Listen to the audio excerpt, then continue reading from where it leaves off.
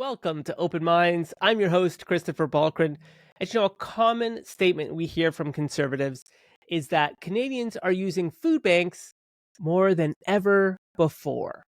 And this is a direct result of liberal policies. The cost of living is too high. Middle class people, middle class employed families are accessing food banks in record numbers. There's pure catastrophe and it's all over. I wanted to look into this more and learn a little bit more about food bank usage and whether or not those statistics are accurate and do they in fact paint the correct picture. Because I do think, fear mongering is there both on the right and the left.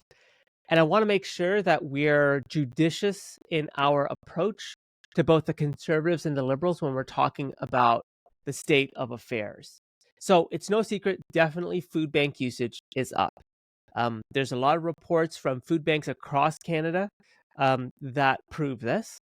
So let's look at Ontario. From fiscal year April 1, 22 to March 31, 2023, over 800,000 people accessed a food bank, which is actually a 38% increase year over year.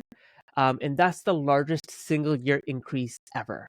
So definitely more people are accessing food banks. Based on the stats. There seems to be also an increased dependence on those that say they're employed. So before, people who would access food banks based on the data, they'd either be underemployed, part-time employed, or unemployed. Now we're seeing more employed individuals as their primary source of income, which apparently is an 82% increase from 2016-17. So more employed people are accessing food banks. And then, of course, there are increased food bank usage because of some cuts to social programs as well as tenant protections, cost of living, rent, et cetera, et cetera. But are these stats actually truthful, or are they intentionally a bit misleading? And the answer is they kind of are a bit misleading. So when it comes to the number of usage, so that 800,000 number that I mentioned, the largest single year over year increase, it's a bit challenging to know if that's the actual number. And the reason why is because we're relying on food banks to provide that data. And food banks may not have the most robust methods of collecting data of food bank visitors. So we don't know if those are unique individuals or are they, repeat individuals. So here's an example. If in 2016-17 you were underemployed or unemployed, maybe you would go to the food bank a few times a week because interest rates were low, rents weren't as bad as they are now, et cetera, et cetera. But fast forward to 2023, 24, let's say you're still underemployed or you're still unemployed. The frequency of your visits to the food bank may be multiple times every single day because the cost of living is that much higher. So because cost of living is that much higher, I think it's putting more pressure on low-income families and low-income individuals to visit a food bank more frequently. Again, maybe they only visited a few times a week, and now they're visiting a few times a day, every day. And that right there could definitely sway that 800,000 number, that 38% increase. It very well could be that low-income families and individuals are frequenting the food banks more regularly. The second piece to this is the employment piece. So if in fact you are employed and you're accessing the food bank, it could be you're employed, but you're making minimum wage.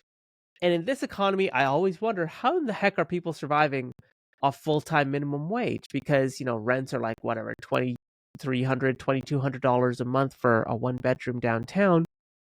Minimum wage is it's really challenging to live off that. So you might be fully employed at minimum wage and it still be challenging for you. So I can understand why you would access a food bank. But when we say employed, it kind of implies that there are more middle class, office workers attending and going to food banks. And there's just not enough data to support to unpack that aspect in particular. And then, of course, let's just talk about the global economy. Right now, the economy sucks. And I'm sure food bank usage spiked in the 2008-09 financial crisis, probably in the 90s, probably in the 70s after the Iran oil crisis as well. So I think global economy issues definitely affect food bank usage in the general population. And then the last point to this also is, food banks are not-for-profit organizations as well, and they're looking to raise their profile.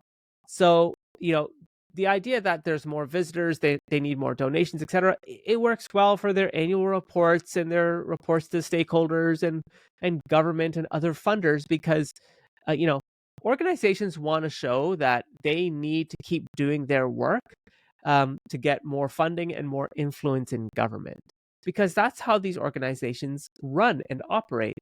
And without that, they lose relevancy. They drop off the political radar. They drop off the radar for donations and charity drives, etc. So there's always a push for their board and their executive directors to maintain that push. Again, not trying to undermine the reality that food banks find themselves in, but that is also the reality of not-for-profit organizations writ large. So definitely there's a political or funding bias here as well, because again, no organization is going to put out year after year, everything's fine. We've marginally increased, we marginally had better services, we marginally did this, that, and the other. It tells a very boring narrative. So coming with innovative ways to increase funding and influence year over year is something that organizations also make sure that that's part of their platform. So with that said, I think when we hear the conservatives talk about food bank usage, we have to remind ourselves that I do think the big piece here is the pressure it's placing on low-income families and individuals. Again, if it's expensive, marginally expensive for the middle class, it's devastating for the poor. And I just think that more food bank usage is out of necessity, specifically for low-income families, perhaps more so than middle-class families. Again, we don't have the data to support the middle-class usage of food banks, and perhaps that's something that food banks can capture. But with that said, I think it's important that we stay a bit level-headed when we hear the doom and gloom from the conservatives and from others. They're also self-interested, and they also want to make sure that they get elected. So let me know what you think in the comment section below. Do you agree with this? Do you disagree? And do you think that food bank usage is going up, particularly in the middle class? Let me know what you think in the comment section below.